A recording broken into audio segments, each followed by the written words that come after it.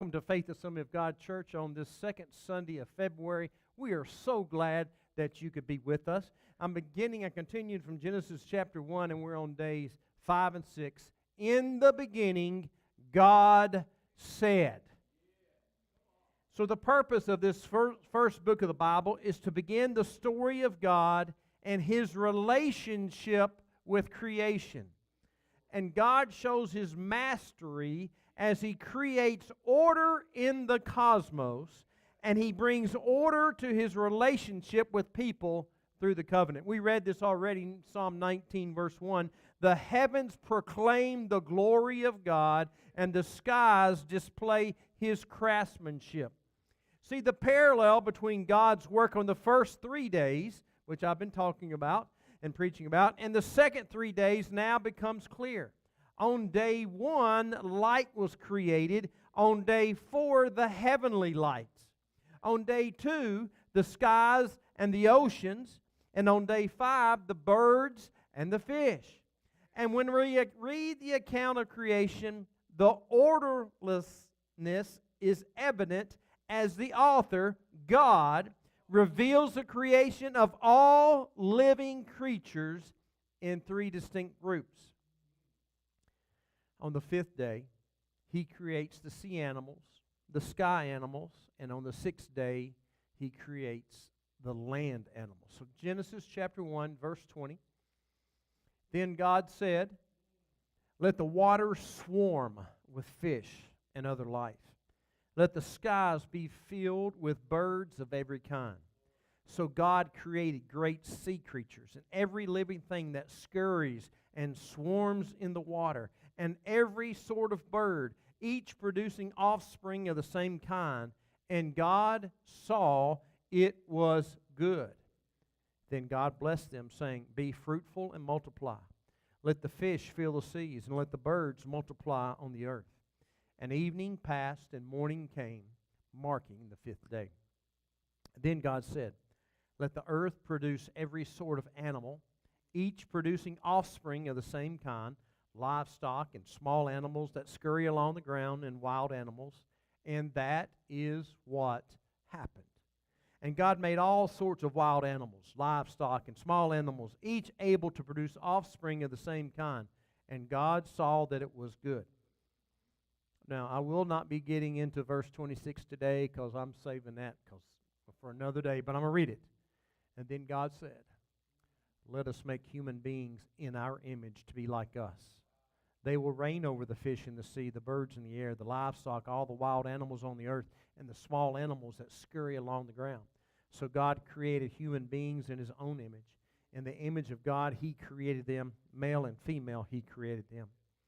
Then God blessed them and said, "Be fruitful and multiply, fill the earth and govern it. Reign over the fish in the sea, the birds in the sky, and all the animals that scurry along the ground." Then God said, "Look, I have given you every seed-bearing plant throughout the earth and all the fruit trees for your food. And I have given every green plant as food for all the wild animals, the birds in the sky, and the small animals that scurry along the ground, and everything that has life." And that is what happened. And then God looked over all He had made, and He saw that it was very good. And evening passed, and morning came, marking the 6th day. So today's message encompasses most of the last 2 days of creation. I did say most, I didn't say all. So let's begin with day 5. Verse 20 again. God said, "Let the waters swarm with fish and other life, and let the skies be filled with birds of every kind." So God created great sea creatures and every living thing that scurries and swarms in the water, and every sort of bird, each producing offspring of the same kind. And God saw that it was good. Now, the 5th day saw the waters stocked with fish and the sky filled with birds. How did this happen? And the Bible makes the answer to that question perfectly clear. Then God said, God created. God created fish, all kinds of them. The psalmist tells us that the ocean is filled with every kind of fish in all size. Psalm 104, verse 24. O Lord, what a variety of things you have made. In wisdom you have made all. The earth is full of your creatures. Here is the ocean, vast and wide, teeming with life of every kind, both large and small. Now, as I read this, I began to wonder about the varieties of fish that can be found in the waters covering the earth. Do you know that there are over 30,000 species of fish? So when it said God created the fish, that God created over 30,000 types of fish. So why so many types? Because there's so many different types of water. There are little creeks and there are small ponds. There are large lakes. There are gigantic, sprawling oceans. And I want you to listen to what I found out from the fish, and this is from the National Geographic. All fish share two traits. They live in water. Wow, that's pretty important, isn't it? And they have a backbone. And apart from this, many of these species in this group differ markedly from one another. You have finned fish like salmon, have gills, are covered in scales, and they reproduce by laying eggs. Eels, by contrast, are worm-like bodies and have exceedingly slimy skin. Lungfish gulp air. Whale sharks give birth. Instead of laying eggs, they give birth to their young. And fish have developed special senses too. Because water transmits sound, it disperses chemicals and conducts electricity better than air. Fish rely less on their vision and more on their hearing, taste, and smell. Many fish can detect motion in the water using a special row of scales with sensors known as the lateral line. Others can find their prey and even navigate by detecting electrical charges. Now, the world's smallest fish, the dwarf minnow, lives in the murky backwaters of the swamp forest in Southeast Asia. This tiny fish grows to a whopping 8 millimeters, which is about that far. About a quarter of an inch. So which fish is considered to be the largest? I think we all know that. The whale.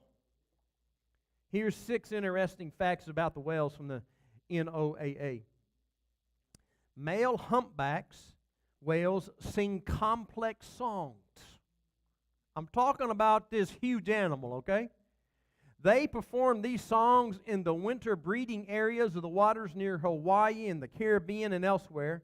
And these songs they sing for 20 minutes, and their songs can be heard from miles away. The blue whale is the largest animal that ever lived, can grow to be 90 feet in length and weigh as much as 24 elephants. So if you need to know how much that is, that's a little bit over 330,000 pounds. From a quarter inch, you following me, to 330,000 pounds. Some species of the whales are the longest living mammals. Scientists estimate that the bowhead whales can live more than 200 years. And the killer whales can live for more than 100 years. I hope I say this next one right. The beluga whales have flexible necks, allowing them to move their heads. And their complex communication of repertoire of whistles, clicks, and chirps has prompted them the nickname the canaries of the sea. Gray whales make one of the largest annual migrations of any mammal.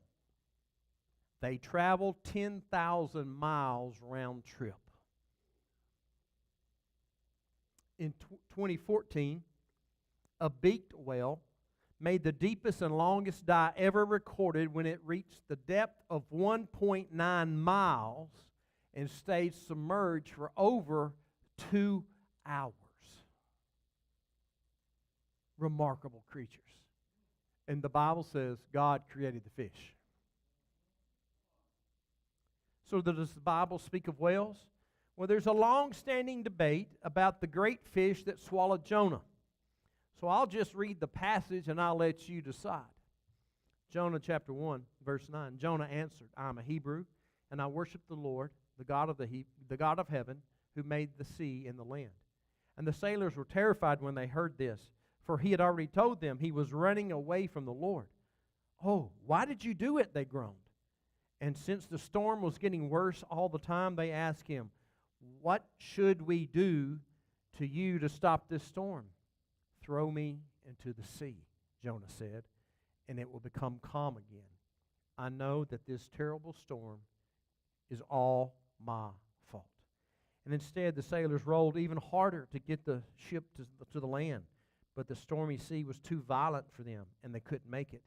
And then they cried out to the Lord, Jonah's God. Oh Lord, they pleaded, don't make us die for this man's sin, and don't hold us responsible for his death. Oh Lord, you have sent this storm upon him for your own good reasons. Then the sailors picked Jonah up, threw him into the raging sea, and the storm stopped at once. And the sailors were awestruck by the Lord's great power, and they offered him a sacrifice and vowed to serve him. And look at verse 17. Now the Lord arranged a great fish to swallow Jonah. And Jonah was inside the fish for 3 days and 3 nights. Now, the book of Jonah is not a fairy tale. And I believe a great fish swallowed him, and somehow or another he survived. And I think it was a miracle of God. And I wholeheartedly believe that God got Jonah's attention inside that fish.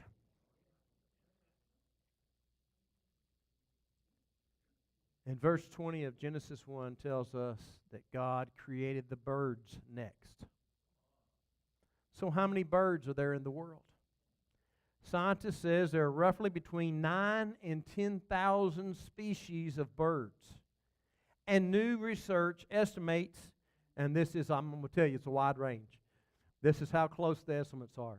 They think it's between 50 billion and 430 billion birds on earth. I think they should narrow that down a little bit. I probably would lean closer to the 400 billion, but you know, you have your choice. The largest bird in the world is the albatross. And according to the Encyclopedia Britannica, this bird has an 11-foot wingspan. I'm about 5.5 to 6 feet, so almost double that, okay? And it uses this massive flappers to travel thousands of miles in one journey. This bird is such a majestic bird that it can be found soaring over most of the world's oceans. And they're known for spending months in the air without ever touching down. Now, the Bible mentions several types of birds. One is the sparrow. See, most types of sparrows are relatively small, ranging from 4 to 8 inches in length. But the Bible tells us that God is concerned about the sparrow. Psalm 84:3 says, even the sparrow finds a home, and the swallow builds her nest and raises her young at a place near your altar. O Lord of the heavenly armies, my God and my King. And then the one that most of you thought I was going to quote first, Matthew chapter 10, verse 29. What is the price of 2 sparrows? A copper coin. But not even a single sparrow can fall to the ground without your Father knowing it. We also know that after the great flood that Noah used a raven and a dove to determine the appropriate time to leave the ark. Genesis chapter 8, verse 1, "But God remembered Noah and all the wild animals and livestock with him in the boat. And he sent a wind to blow across the earth, and the flood waters began to recede. And the underground waters stopped flowing, and the rains from the sky were stopped. But the flood waters gradually receded from the earth." Now, most of y'all knows it rained 40 days and 40 nights. After 150 days, exactly 5 months from the time of the flood began, the boat came to rest on the mountains of Ararat. 2.5 months later, 5 months, 2.5 months, as the waters continued to go down, other mountain peaks became visible. Another 40 days, and Noah opened the window he had made in the boat and released a raven. And the bird flew back and forth until the flood waters on the earth had dried up. And he also released a dove to see if the water had receded and he could see dry ground. But the dove could find no place to land because the water still covered the ground. So it returned to the boat. And Noah held out his hand and drew the dove back inside. And after waiting another 7 days, Noah released the dove again. This time the dove returned to him in the evening with a fresh olive leaf in its beak. Then Noah knew that the flood waters were almost gone. And he waited another 7 days and then released the dove again, and this time it did not come back. So to summarize, God created the fish to fill the waters and the birds to fill the sky on the 5th day of creation. Day 6. Then God said, "Let the earth produce every sort of animal, each producing offspring of the same kind, livestock, small animals that scurry along the ground, wild animals." And this is what happened. And God made all sorts of wild animals, livestock and small animals, each able to produce offspring of the same kind. And God saw that it was good. So God made dry land appear on the 3rd day, and so that he could fill it with land animals on the 6th day. And the animals fit in these 3 categories: livestock, the small animals that scurry along the ground, and the wild animals. Now the first category and the 3rd category distinguish domestic and wild animals. And the second group includes insects, reptiles, and other animals that remain close to the ground. There are over, listen closely, 8 million types of animals in these 3 categories. Now, y'all don't have time for me to go over 8 million types of animals today, and you're going to be glad that I just chose a few. Livestock. In the Bible times, livestock was sheep, goats, cattle, donkeys, camels, that type. And sheep are mentioned more frequently than any other animal in the Bible, about 750 times. And Jesus Christ is called the Great Shepherd, and we are called His sheep. Now, Philip Keller, a sheep rancher, has many interesting insights to share about sheep in this book entitled A Shepherd's Look at Psalm 23. He says, "Sheep require more attention than any other livestock. They just can't take care of themselves. Unless their shepherd makes them move on, sheep will ruin a pasture, eating every blade of grass, until a fertile pasture is nothing but barren soil. Sheep are nearsighted and stubborn, but they are easily frightened. Now listen close, an entire flock can be stampeded by something as simple as a jackrabbit. They're timid, feeble creatures, and they have little means of defense. Their only resource is to run if no shepherd is there to protect them. And sheep have no homing instincts.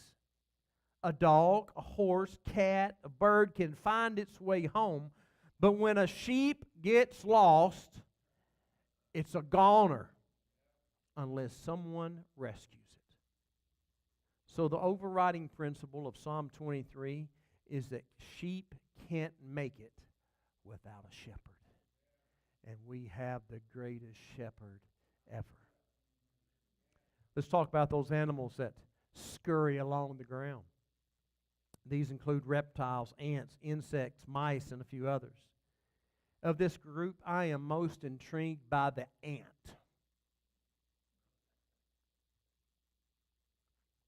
Like humans, fungus-growing ants are true farmers, and the survival of the colony depends on the food they grow.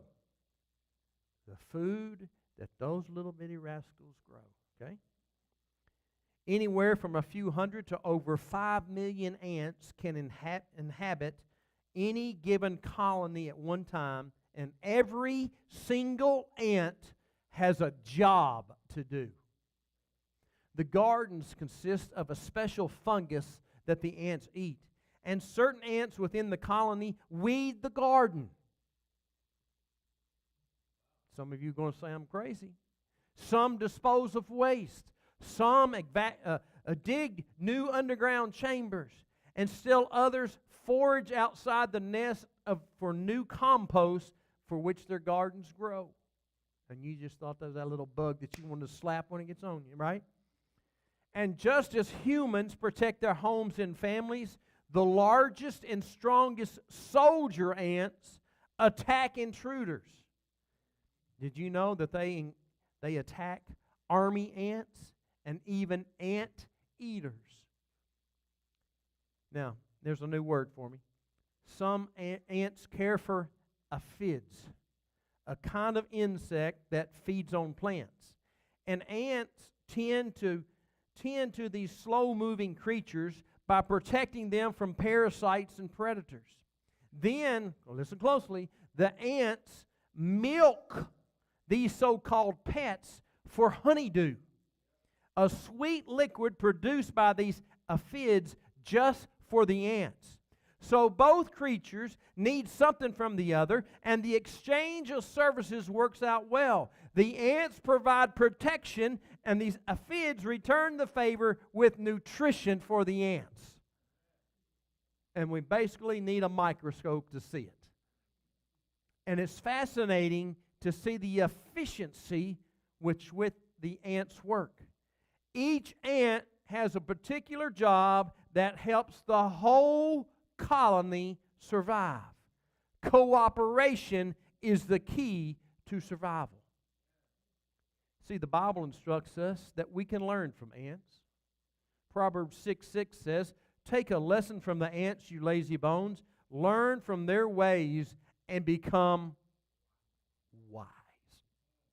A few chapters later, chapter 30, verse 25, ants, they aren't strong, but they store up food all summer. So let me get to the third category of land animals, the wild animals. And when I think of wild animals, I think of lions. And I have a passage of Scripture in 1 Samuel 17. "Don't worry about this Philistine," David told Saul. "I'll go and fight him." "Don't be ridiculous," Saul replied. "There's no way you can fight this Philistine and possibly win. You're only a boy."